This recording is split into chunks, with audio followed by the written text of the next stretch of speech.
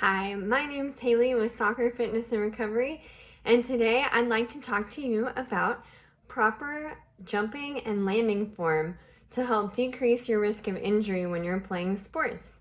So any sport that involves jumping and landing, basketball, volleyball, even sometimes soccer, tennis, types of gymnastics involve jumping and landing, and these tips can help you prevent getting hurt. Okay, so we're gonna go over 4 tips.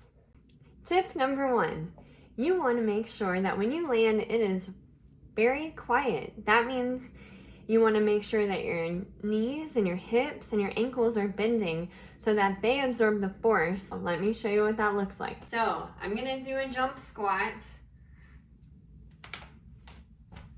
And you can see how when I landed, first I started going really deep, and then I landed deep. What that does is it absorbs the force of my impact and helps decrease anything from tearing or injuring. Now if I land like this, it's a more abrupt landing and it can cause injuries in my ligaments or joints if I'm not absorbing my landing. So if you think about even a car crash, a lot of times they make cars now that crumple. And the reason that they do that is because that helps decrease that initial impact of the wreck, which can be a very high force. So it spreads it out over a little bit more time, but it's a lower force, so your tissues and your body won't get harmed as easily. It's the same thinking when you're landing from a jump. All right, now number 2.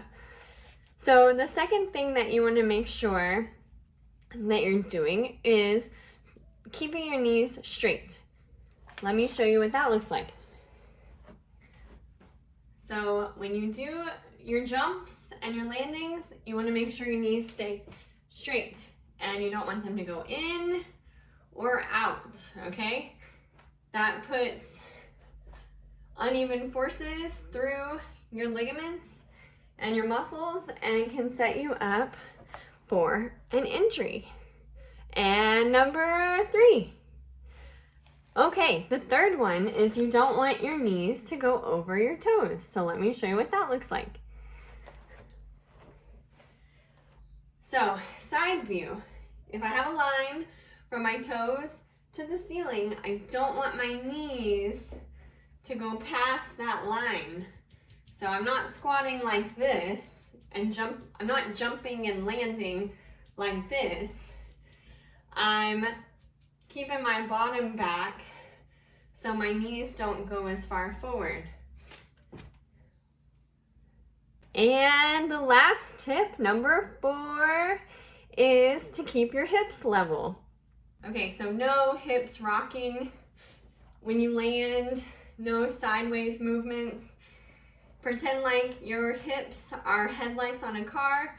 They need to stay even as you go through your jump and your land.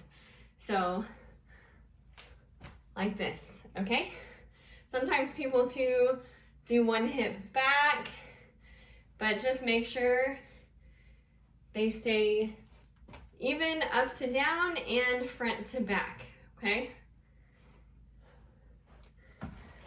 Okay, so those are the 4 tips for jumping and landing properly. Number 1, make sure that your landing is quiet and that you're absorbing into the motion whenever you land. Number 2, make sure that your knees stay straight. Number 3, make sure your knees don't go in front of your toes. And number 4, keep those hips straight. I hope this helps, and please leave me any comments below. Thank you.